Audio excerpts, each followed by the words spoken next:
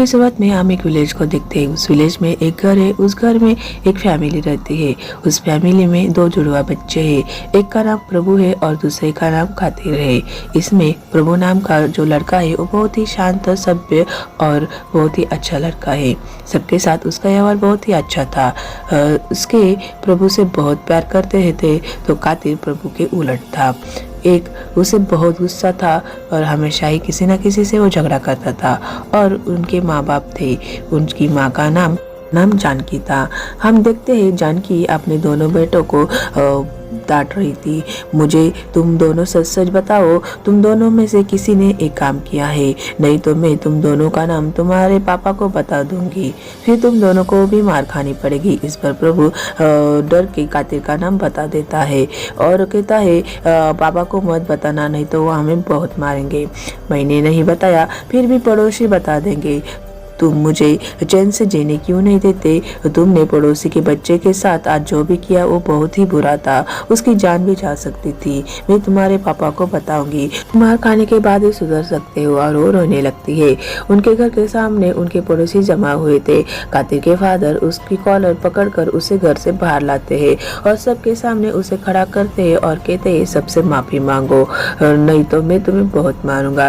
लेकिन वो किसी से भी माफी नहीं मांगता है। ये देखकर उसके पापा को बहुत गुस्सा आता है। वो वहीं पे पड़ी हुई लकड़ी उठाते और उसको पीटने लगते हैं, फिर भी अपना वो मुंह नहीं खोलता है। उसके फादर उसको घर के बाहर लाते हैं और वहाँ पर एक पेड़ को उसे बांधते और कहते हैं तुम तो बड़े गुंडा बनने वाले हो, तुम्हारे इस घर से कोई रिश्ता नहीं है, तुम्हें यहाँ से खाना भी नहीं मिलेगा, तुम्हारे अंदर तुम्हारे भाई जैसे कोई भी अच्छा गुण नहीं है। थोड़ी देर में अंधेरा होने वाला होता है, तुम्हें लेने के लिए बेदल आएगा और वो तुम्हें लेके चला जाएगा। ऐसा कहकर वो दोनों भी घर के अंदर चले जाते हैं। फिर अंधेरा हो जाता है, रात बहुत हो चुकी थी। जानकी अपने पति से कहती है हमें उसे अंदर लेना चाहिए, बहुत अंधेरा हो चुका है, बाहर का मौसम भी ठीक नहीं है। उसके फादर कहते हैं उसके दिमाग में कुछ तो गड़बड़ है, मुझे लगता है उसे मेंटल हॉस्पिटल में भेजना चाहिए। हमने पिछले जन्म में कुछ तो पाप किए होंगे, इसलिए हमें ऐसी औलाद मिली है। प्रभु पर उसका बुरा असर पड़ेगा, वो नहीं सुधरने वाला, जाओ उसे लेकर आओ। जानकी फिर घर के बाहर आती है कातिल को लेने के लिए, तो देखती है कि पेड़ को जिसे बांधा था उस रस्सी तो खुली हुई थी और कातिल वहीं पर नहीं था। वो बहुत आवाज देती है कातिल को, लेकिन कातिल कहीं पर भी नहीं मिलता है। फिर हम सुबह हो चुकी थी। जंगल में हम पुरानी झोपड़ी में कातिल को देखते हैं। उसको वहाँ पर बांधा हुआ था और एक किलर उसके सामने खड़ा था। तब हमें पता चलता है कि इसी किलर ने रात को कातिल को वहाँ से चुरा कर अगवा किया था और यहाँ पर बांध कर रखा था। किलर कातिल को कहता है मैं शिकारी हूँ, मुझे शिकार करना अच्छा लगता है। एक जानवर की शिकार करने से अच्छा एक मासूम इंसान की शिकार करना। मैं किसी को भी ज्यादा देर तक जिंदा नहीं रखता हूँ, लेकिन पता नहीं क्यों मुझे तुम पसंद आए। तेरे आंखों में कुछ तो खास बात है, काश मैं तुझे जिंदा छोड़ पाता। ऐसा कहकर उसके हाथों में लगाए हुए हथकड़ी वो छुड़ाता है और उसे आजाद करता है और उसे भागने को कहता है। कातिल जंगल की तरफ भागता है तो उसके पीछे वो किलर भागने लगता है और उसे बाण मारकर घायल करना चाहता था, लेकिन कातिल उस बाण से बचता है। फिर कातिल भागते हुए एक खड्डे में गिर जाता है। किलर को लगता है कि वो मर गया। वो उसे ढूंढने के लिए उस खड्डे के पास जाता है, लेकिन कातिल बड़ी ही चालाकी से उस किलर को बड़े खड्डे में गिरा देता है और वहाँ पर पड़ा हुआ एक पत्थर उसके सिर पर मारता है। उस किलर की वहीं पे मौत हो जाती है। हमें 20 साल बाद की कहानी देखने को मिलती है। हम देखते हैं कि प्रभु की शादी हो चुकी है और उसको एक बेटी भी हो चुकी है। उसके वाइफ का नाम भावना है और उसको हमें पता चलता है कि उसने उसकी बेटी का नाम सत्या रखता है और उनकी फैमिली बहुत ही खुश रहती थी। सत्या अब बड़ी हो चुकी थी। सत्या अब 12 साल की हो चुकी थी, पर वो अपनी फैमिली के साथ मनाली घूमने जाता है। सत्या और उसकी माँ भावना एक तालाब के पास जाते हैं और वहीं पे वो एंजॉय कर रहे होते हैं। तभी अचानक से सत्या की तबीयत खराब हो जाती है। वो अपनी माँ से कहते हैं मुझे यहाँ की जगह कुछ ज़्यादा ठीक नहीं लग रही है, चलो हम यहाँ से चले जाते हैं। फिर वो वेकेशन से अपने घर लौट आते हैं। प्रभु अपने ऑफिस में जाता है। वो अपने कलीग गुना के साथ बैठा हुआ था। तभी गुना उससे कहता है कि मुझे आपको देखकर बड़ी ही जलन होती है। आप बहुत ही अच्छे इंसान हैं, आपके पास तो सब कुछ है, एक अच्छी जॉब है, वाइफ है और एक बेटी भी है। गुना पूछता है आपका वेकेशन कैसा रहा? प्रभु कहता है जब से मैं वेकेशन से आया हूँ तब से मेरी बेटी सत्या ठीक से व्यवहार नहीं कर रही है। प्रभु अपने बेड पर अपने वाइफ के साथ सोया था, तभी सत्या अपने रूम से उठकर अपने मम्मी पापा के साथ सोने के लिए आती है। बेड पर जगह कम होने के कारण भावना वहाँ से उठती है और सत्या के रूम में जाकर सोती है। दूसरे दिन प्रभु सत्या को स्कूल छोड़ने के लिए निकलता है, तभी भावना प्रभु से रोकती है और प्रभु को कहती है जब से मैं सत्या के रूम में सोने के लिए गई थी मैं कुछ तो गड़बड़ है, मुझे लग रहा है कोई मुझे नीचे खींच रहा था, सब बहुत ही अजीब था। इस पर प्रभु उसे कहता है कुछ भी तो बात मत करो, हमारी एक छोटी सी बेटी भी है, उसे क्या लगेगा, तुम्हारी तबीयत ठीक नहीं होगी, तुम जाके आराम करो, सब कुछ ठीक हो जाएगा। प्रभु सत्या को स्कूल छोड़ने के लिए फिर निकलता है। फिर रास्ते में प्रभु सत्या को पूछता है तुम्हारे रूम में सब कुछ ठीक तो है ना, तुम्हें कोई डिस्टर्ब तो नहीं कर रहा है? इस पर सत्या कहती है सब ठीक है, लेकिन हम तब देखते हैं कि सत्या बहुत ही डरी हुई थी और वो गुमसुम थी।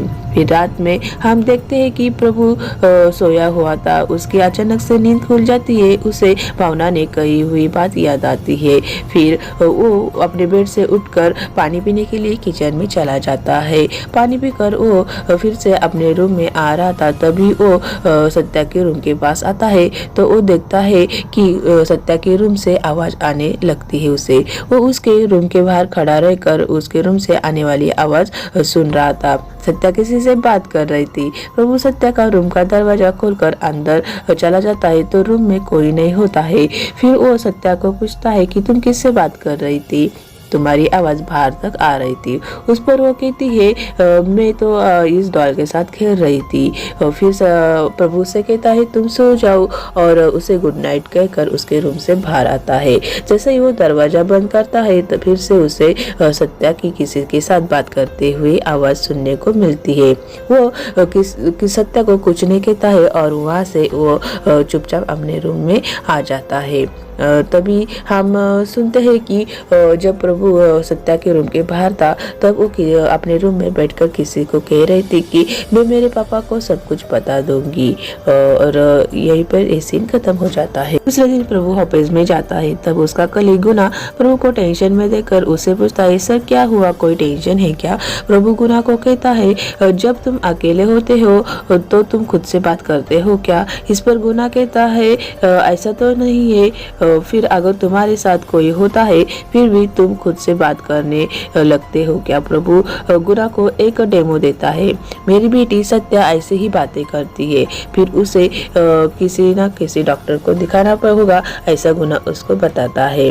सत्या की स्कूल टीचर भावना को कॉल करके उसे स्कूल बुलाती है और बताती है कि आजकल सत्या स्कूल में खोई रहती है, किसी से बात नहीं करती है, वो पहले जैसे व्यवहार नहीं कर रही है, शायद पढ़ने में उसका मन नहीं लगता है। उसके सारे टीचर ने उसकी कंप्लेंट की है, वो ठीक तो है ना, उसकी नींद पूरी नहीं हो रही है क्या? उस पर भावना कहती है ऐसा कुछ नहीं है, वो सब ठीक है।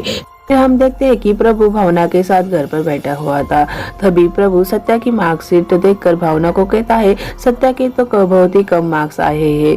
भावना कहती है उसकी क्लास टीचर ने भी मुझे बुलाया था और उसने बोला था कि उसका पढ़ने में मन नहीं लग रहा है, आजकल कुछ ठीक नहीं चल रहा है, और तुम्हारे साथ वो सारी बातें बताती है तो तुम उससे बात क्यों नहीं करते है? प्रभु सत्या से इस बारे में बात करने के लिए चला जाता है। वो सत्या के रूम के अंदर आता है तो देखता है कि सत्या अपने रूम में किसी से बातें कर रही थी। वो कह रही थी कि मैं उन्हें कल बता दूंगी, मुझे डर लग रहा है, प्लीज तुम यहाँ से चले जाओ। प्रभु देखता है कि सत्या के सामने कोई नहीं होता है, फिर भी सत्या उससे बात कर रही होती है। ये देखकर प्रभु उसे कुछ नहीं कहता है और उसके रूम से वैसे ही लौटकर चला आता है। भावना और सत्या हॉल में बैठकर टीवी देख रहे थे। ये देखकर प्रभु ने सत्या के लिए एक वॉइस मॉनिटर लाया था, उसको लेता है और सत्या के रूम में जाकर वो उसके रूम में उसे फिट कर देता है और वहाँ से लौटकर चला आता है। रात को प्रभु और भावना सत्या के कमरे में रखे हुए वॉइस मॉनिटर से उसके कमरे में होने वाली हर बात को सुन रहे थे। तभी सत्या किसी को कह रही थी कि मुझे नहीं पता, मैंने पापा को कुछ नहीं बताया, शायद मेरे पापा ने इस वॉइस मॉनिटर को यहाँ पर रखा है। वॉइस मॉनिटर का नाम सुनकर प्रभु और भावना सत्या के रूम में चले आते हैं और वो सत्या के रूम का दरवाजा खोलते हैं और देखते हैं कि जमीन पर मॉनिटर को पटक कर उसे तोड़ दिया था। प्रभु वॉइस मॉनिटर में हुई रिकॉर्डिंग को पीसी पर चेक करता है। फिर उसके बाद वो सत्या का मोबाइल चेक करता है तो उस मोबाइल में उसने घोस्ट के बारे में सर्च किया हुआ था। दूसरे दिन प्रभु सत्या को स्कूल छोड़ने के लिए जाता है। तब वो सत्या को पूछता है, तुम्हारे साथ कुछ तो गलत हो रहा है, तुम्हारे पापा को नहीं बताओगे तो किसी को बताओगे। फिर सत्या अपने पापा को कहती है कि मुझे साइकियाट्रिस्ट के पास चले जाना है। फिर प्रभु उसे एक साइकियाट्रिस्ट के पास लेके आता है। फिर वहाँ पर तीनों भी बैठे हुए थे। फिर वो डॉक्टर सत्या को कहता है कि बताओ तुम्हारे साथ क्या हो रहा है। उस पर सत्या कहती है कि मेरा एक फ्रेंड है, उसका नाम सोनू है, वो रात में मुझे सोने नहीं देता है, वो मुझे अजीब अजीब चीजें करने को कहता है। पहले मुझे लगा सोनू रियल में है, फिर बाद में पता चला सोनू मुझे छोड़कर किसी को दिखाई नहीं देता है। उसके बारे में आकर मैंने और कुछ बताया तो वो मेरे पापा को मार डालेगा। अभी वो आपके पीछे खड़ा है जो सिर्फ मुझे दिखाई देता है, बाकी सबको नहीं देता। फिर भी डॉक्टर उसे कहते हैं ऐसा कुछ नहीं होता है, वो कहती है नहीं वो सब रियल है। फिर डॉक्टर उसके सब टेस्ट करते हैं। प्रभु डॉक्टर को कहता है सत्या को कुछ हुआ तो मैं जी नहीं पाऊंगा। इस पर डॉक्टर कहते हैं उसे कुछ नहीं होगा। फिर डॉक्टर उसकी सारी रिपोर्ट चेक करता है तो वो सारी रिपोर्ट नॉर्मल होती है। रात को प्रभु सो जाता है। फिर प्रभु को उसके साथ बचपन में हुआ हादसा याद आता है। वो और उसका भाई कातिल बचपन में लुका छुपी खेल रहे थे।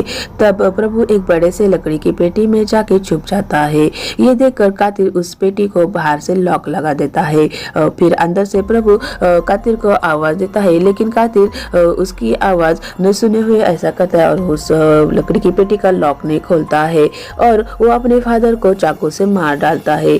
उसके बाद उसकी माँ घर चली आती है तो वो कातिल को अपने बेटे यानी प्रभु के बारे में पूछती है कि प्रभु कहाँ है। तभी कातिल बड़े ही मजे से अपना खा रहा होता है। वो अपनी माँ को कहता है कि वो अंदर है।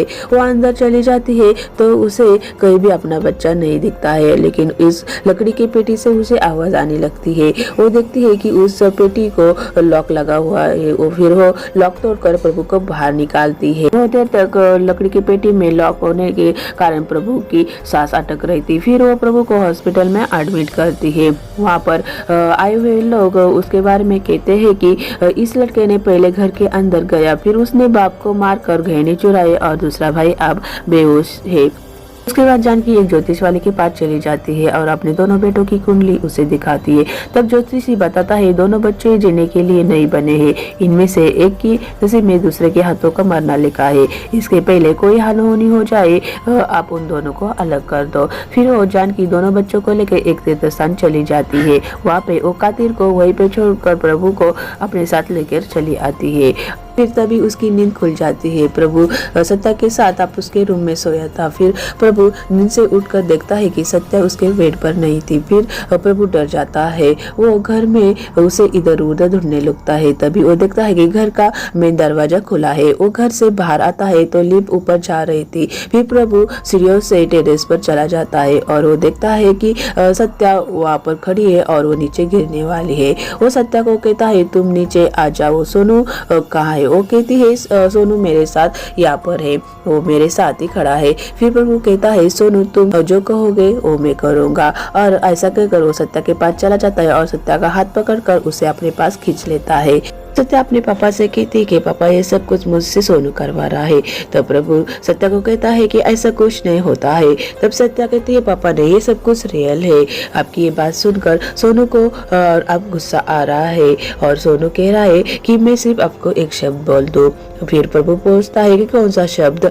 तब सोनू बोलती है कि कातिर। और ये सुनकर फिर प्रभु के पैरों तरह से जमीन खिसक जाती है और वो टेंशन में आ जाता है। इसके पहले प्रभु ने अपने भाई कातिल का नाम कभी भी उस घर में लिया नहीं था। फिर अपनी बेटी के मुंह से ये उसका शब्द सुनकर वो टेंशन में आ जाता है, उसके हाथ पैर कांपने लगते हैं। प्रभु पूछता है उसने और क्या कहा मुझे बताओ। उस पर सत्या कहती है कि वो यहाँ से चला गया और ये सीन यहीं पे खत्म हो जाता है। प्रभु अपने ऑफिस में अपने कलीगुना को बताता है सत्या के साथ जो भी हो रहा है वो कोई और नहीं बल्कि उसके पीछे स्पिरिट है। मैंने बहुत इंक्वायरी की है, उसके बाद मुझे कहीं जाकर पैरानॉर्मल इन्वेस्टिगेशन टीम की नंबर मिला है। वो लोग कल मेरे घर आ रहे, मैं उस स्पिरिट से कांटेक्ट करना चाहता हूँ और ये सीन यहीं पे खत्म हो जाता है। फिर रात को पैरानॉर्मल इन्वेस्टिगेशन टीम प्रभु के घर चली आती है।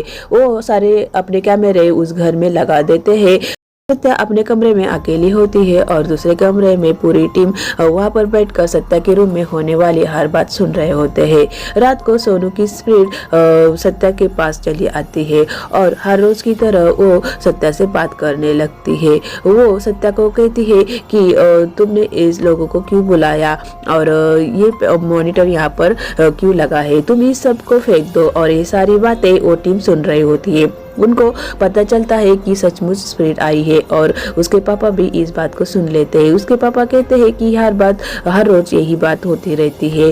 और फिर उसके बाद तो कुछ देर तक पूरा वातावरण शांत था। उसके बाद टीम में से एक लड़की अपने मॉनिटर पर सत्या के रूम को देखने लगती है। तभी उसके समझ में आता है कि सत्या अपने कमरे में अपने बेड पर नहीं है। तब वो सबको उठाती है और आवाज देकर कहती है कि सत्या अपने कमरे में नहीं है। तभी उस घर की लाइट चली जाती है। फिर टीम में से कोई स्विच ऑन करता है और घर में लाइट आ जाती है। तो देखते हैं कि एक कमरे से सत्या की आवाज आ रही थी। पूरी टीम उस कमरे के पास चली जाती है। तभी वो अपनी टीम कुछ इक्विपमेंट लेती है और स्पिरिट के पैरों के निशान चेक करती है और वो पैरों के निशान एक कमरे के पास जा रहे थे। सब उस पैरों के निशान को फॉलो करते चले जाते। एक कमरे से सत्या की चिल्लाने की आवाज सुनाई दे रही थी। उस रूम का दरवाजा लॉक था। वो दरवाजा खोलने की कोशिश करता है लेकिन उस रूम का दरवाजा नहीं खोलता है। तभी अचानक से अंदर से दरवाजा खुल जाता है। प्रभु दरवाजा खुलने से अंदर चला जाता है और सत्या को आवाज देने लगता है। तब तक सोनू ने सत्या को पजेस किया हुआ होता है। फिर प्रभु सत्या को पूछता है कि तुम्हें क्या हुआ, तुम कौन हो और तुम क्या चाहती हो। इस पर सत्या प्रभु से कहती है कि मुझे कुछ और नहीं चाहिए, तुम्हारे भाई कातिल का तुम खून कर दो। और एक एक कर वो अजीब से अपने चेहरे पर हवा उलाती है और वो वहीं पे बेहोश हो जाती है। इस हादसे के बाद भी प्रभु सत्या को हॉस्पिटल में एडमिट करता है। सत्या बेड पर सोई हुई थी, प्रभु उसके पास बैठा हुआ था।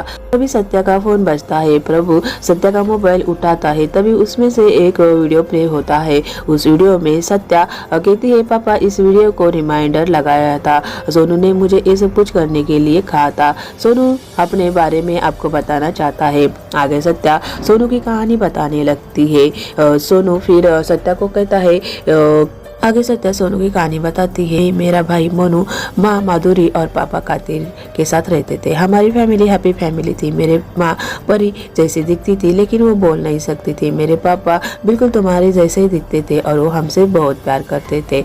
एक दिन कुछ शहर के लोग आ जाते हैं और वो मेरे पापा से बदतमीजी करते हैं लेकिन मेरे पापा उन्हें कुछ नहीं करते हैं। रात को मेरे पापा शिकार के लिए निकलते हैं। मैं उनके साथ जाने के लिए जिद करता हूँ मगर वो मुझे कहते हैं कि मैं तुम्हें साथ लेके नहीं जाऊंगा और वो मना कर देते हैं। फिर भी मैं मेरे पापा के साथ उनके जीप में पीछे चुपके से बैठकर चला जाता हूँ। पापा जंगल में चले जाते हैं। पापा को नहीं पता था कि मैं उनके साथ जीप में हूँ। मैंने अपने साथ मोबाइल लेके गया था। मैंने अपने भाई को भी कहा था आने के लिए लेकिन वो नहीं आया, वो डर गया था। मैं मेरे पापा के शिकार करते हुए एक डॉक्यूमेंट्री बनाना चाहता था इसलिए मैं उनके साथ चला गया था। फिर मैं मेरे पापा को फॉलो करने लगता हूँ। मेरे पापा जंगल में एक घर था, उस घर के अंदर चले जाते हैं। मैं उनसे कुछ दूरी पर अपना मोबाइल लेकर खड़ा था और उनको शूट कर रहा था। उस घर से कुछ लोग बाहर आते हैं और वो बहुत डरे हुए थे और मेरे पापा से अपने लिए माफ़ी मांग रहे थे और कि हमें छोड़ दो, हमें यहाँ से जाने दो। फिर मेरे पापा उनको कहते हैं कि तुम भागो। फिर मेरे पापा उनके पीछे धनुष लेके उनकी शिकार करने के लगते हैं। वो अपनी बांध से उन पर वार कर उन पर मार डाल रहे थे। ये सब मैं देख रहा था। ये सब देखकर मेरे होश ही उड़ चुके थे। वो लोग कोई और नहीं थे बल्कि सुबह जिन लोगों ने मेरे पापा को इंसल्ट की थी वो लोग थे और उनको मेरे पापा ने उस घर में कैद करके रखा था। फिर ये सब देखकर मैं तो डर ही गया था। उन सबको मार डालने के बाद फिर मेरे पापा गाड़ी में आकर बैठ जाते हैं और गाड़ी निकालते। मैं भी चुपके से उस गाड़ी में बैठकर था। तभी पापा कुछ देर जाने के बाद उनके समझ में आता है कि मैं पीछे बैठा हुआ हूँ। फिर वो गाड़ी रुकाते और फिर गाड़ी के पीछे आ जाते। तभी मैं मेरे पापा को आते हुए देखकर डर जाता हूँ और गाड़ी से नीचे कूदता हूँ और उनके सामने से भागने लगता हूँ। कुछ देर जाने के बाद मेरे पापा मुझे पकड़ते हैं और फिर मुझे उठाकर अपने साथ गाड़ी में बिठाकर घर लेके आते हैं। मैं ये सब देखकर बहुत डरा हुआ था। मैं घर आने के बाद फिर रात को खाना खाता हूँ और सब खाना खा रहे थे, लेकिन पापा ने मुझे कहा था कि किसी को कुछ मत बताना, इसलिए मैं किसी को कुछ नहीं बताता हूँ। मैं अपनी माँ और भाई को सब कुछ सच बता देता हूँ। इस सबको पता चल चुका था। इसकी वजह से घर का माहौल बदल चुका था। पापा भी सब बातें समझ चुके थे। मैंने सब कुछ बता दिया है, उनके समझ में आ गया था। फिर वो हमें कहते हैं मैंने बचपन से ही बहुत गुस्सा है।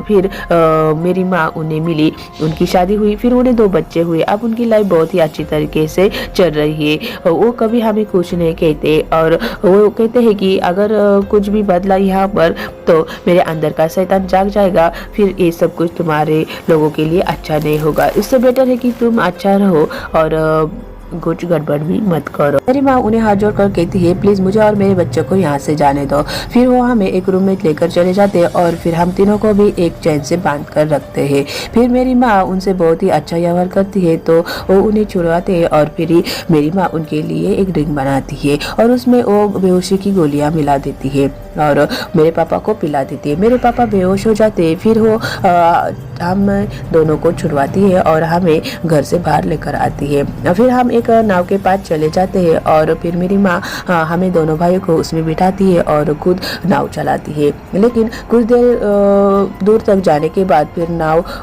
आगे नहीं बढ़ती है। फिर हम तालाब के पास देखते हैं तो मेरे पापा किनारे पे खड़े थे और वहाँ से वो नाव को अपनी तरफ खींच रहे थे, अपनी तरफ वो खींच लेते। हम तीनों भी उनके पास चले जाते हैं। वो हमें नाव से उतार कर अपने पास लेते हैं।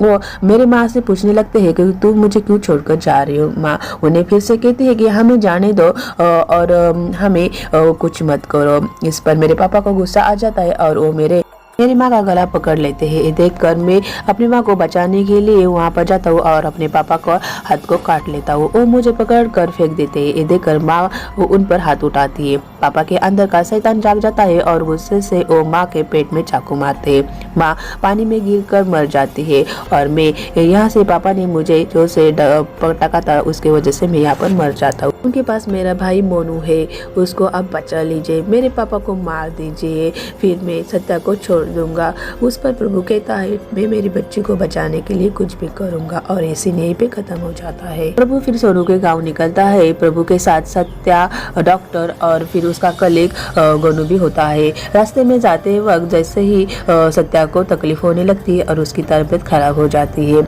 मोनू अपने पापा कातिल के साथ अपने घर में बैठा हुआ था। तभी मोनू अपने पापा से कहता है कि मुझे ऐसा लगता है कि सोनू यही कहीं मेरे आसपास है। मुझे ऐसा लगता है उसने मुझे बुलाया है, मैं उसकी प्रेजेंटी महसूस करता हूँ। तब कातिल मोनू के पास जाकर उसे कहता है मैं भी जुड़वा भाई हूँ, मैं भी अपने भाई की प्रेजेंटी महसूस करता हूँ और उसे फील करता हूँ। मुझे लगता है मेरा छोटा भाई भी यहाँ है। ये कहकर वो हंसने लगता है।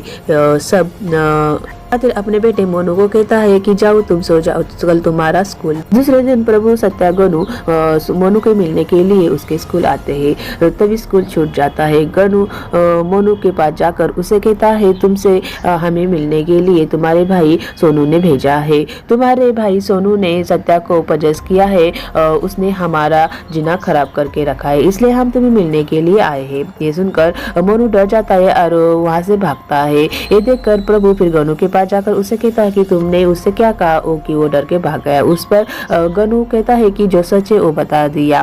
फिर प्रभु कहता है ऐसा नहीं बताना चाहिए था। तभी वो मुड़कर सत्या की तरफ देखता है तो सत्या अपनी जगह पर नहीं होती है। फिर वो देखता है कि सत्या मोनू के पीछे मोनू को आवाज देकर भाग रही थी। वो वहाँ पर चली जाती है और फिर मोनू उसे कहता है कि सोनू तो मर गया है। तब सत्या के अंदर का सोनू उसे कहता है कि मैं पा को मारने के लिए ही यहाँ आया हूँ। ये सुनकर मोनू वहीं पे रुक जाता है और पीछे मुड़कर देखता है। फिर सत्या के अंदर के सोनू और फिर मोनू के अंदर उनकी कोड लैंग्वेज में फिर बात हो जाती है। फिर मोनू सोनू को पहचान लेता है और फिर दोनों में बातें हो जाती है। फिर वहीं पे मोनू चला जाता है। वहीं पे सत्या बेहोश हो जाती है। प्रभु उसे उठाकर रूम में लेके आता है और उसे सुला देता है। डॉक्टर प्रभु से कहता है अब बहुत ही कम टाइम बचा है। प्रभु वहीं पे पड़ा हुआ है एक छुरी उठाता है और अपने साथ लेकर कातिल को मारने के लिए निकलता है।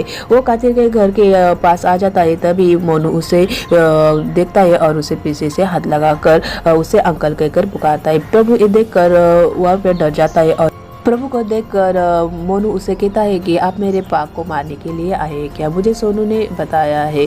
आप मेरे पापा को कैसे मारोगे? क्या आपके पास कोई प्लान है? तभी प्रभु कहता है कुछ भी प्लान नहीं है। तभी वहीं पे कातिल आ जाता है और अपने बच्चे को पूछता है कि तुम यहाँ पर क्या कर रहे हो और ये इंसान कौन है? तभी वो प्रभु को पहचान लेता है और वो कहता है कि भाई तुम यहाँ पर कैसे और तुम कैसे हो? तुम तो बहुत बदल चुके हो। इसमें प्रभु कहता है कि मैं मोनू को अपने साथ लेके जाने वाला हूँ। तुम उसके साथ वही सब करने वाले कि जैसा तुमने हमारे पापा के साथ किया था, तुम्हारे वाइफ के साथ और बेटे सोनू के साथ किया था। तुम ये से चले जाओ, हम भी चुपचाप यहाँ से चले जाएंगे, हम पुलिस को कुछ भी नहीं बताएंगे। ये सुनकर कातिल को गुस्सा आ जाता है और वो प्रभु को मारने लगता है। मैं क्या चैन की जिंदगी न जीऊं? तुम्हें क्या लगता है क्या मेरी अच्छी जिंदगी नहीं होनी चाहिए? मुझे बचपन से ही तुमसे कोई लगाव नहीं था और अभी भी नहीं है। फिर मौका देकर प्रभु मोनू का हाथ पकड़ता है और मोनू को लेकर वहां से भागने लगता है। वो दोनों एक जगह पर जाते हैं। वह आगे खाई होती है। दोनों वहीं पे रुक जाते हैं तो पीछे से कातिल आता है। फिर दोनों में फिर से फाइट होती है। वो प्रभु को घायल कर देता है। तभी वहीं पे सत्या आ जाती है। प्रभु उसे देखकर सत्या को कहता है कि सत्या तुम यहाँ से चले जाओ। उस पर कातिल कहता है अच्छा तो ये तुम्हारी बेटी है। फिर सत्या के पास धनुष होता है और वो धनुष से वो कातिल पर बाण बरसा रही होती है, लेकिन कातिल को कुछ भी जख्म नहीं होती है। वो सत्या को मारने के लिए सत्या के पास चला आता है। ये देखकर मोनू डर जाता है और वो पास में पड़े हुए चाकू से वो अपने पा के पैर पर वार कर देता है और उन्हें बताता है कि ये उनकी बेटी नहीं है, तो ये उसके अंदर अपना सोनू है, तुम्हारा बेटा। फिर कातिल अपने पास के बाण से सत्या को मारने के लिए आगे बढ़ता है। तभी बीच में प्रभु आ जाता है और फिर प्रभु जख्मी हो जाता है। ये देखकर मनु जोर जोर से चिल्लाने लगता है और फिर वो खाई के पास चला जाता है। कातिल मोनू खाई में न गिर जाए उसको बचाने के लिए उसके पीछे जाता है और फिर यहाँ पर प्रभु अपने बेटी को कहता है कि मैं तुमसे बहुत प्यार करता हूँ और फिर कातिल को मारने के लिए उसके पीछे भागकर चला जाता है और वो कातिल को लेके उस खाई में गिर जाता है। तो यहाँ सोनू सत्या के शरीर को छोड़ता। दोनों बच्चे भी यहाँ पर जोर जोर से रो रहे थे। तभी हम देखते हैं कि खाई से प्रभु ऊपर आ जाता है और उसे ऊपर आने के लिए फिर मोनू उसकी हेल्प करता है। वो सत्या के पास जाता है और उसे गला लगाता है। प्रभु मोनू के पास आकर उसे कहता है कि तुम हमारे साथ हमारे घर चलो और हमारे साथ रहो। मोनू प्रभु से कहता है कि तुम बच गए हो तो मेरे पा का क्या हुआ? कि मेरे पा जिंदा है या मर गए? मेरे पा हमेशा ही ट्विन्स के बारे में बात करते हैं। आप उनके ट्विन हो तो आपको क्या फील हो रहा है? क्या वो जिंदा है या मर गए हैं? तब हम प्रभु की आंखों को देखते हैं जो बिल्कुल कातिल की आंखों की तरह ही होती है। वैसा ही वो देखता था। मतलब कहानी में कुछ तो ट्विस्ट है और यहाँ पे ये फिल्म का एंड हो जाता है। आप मुझे जरूर बताइए आपको ये कहानी कैसी लगी। अगर आपको ये कहानी पसंद आई होगी तो आप इस वीडियो को लाइक करें और मेरे चैनल को सब्सक्राइब करना ना भूलिए।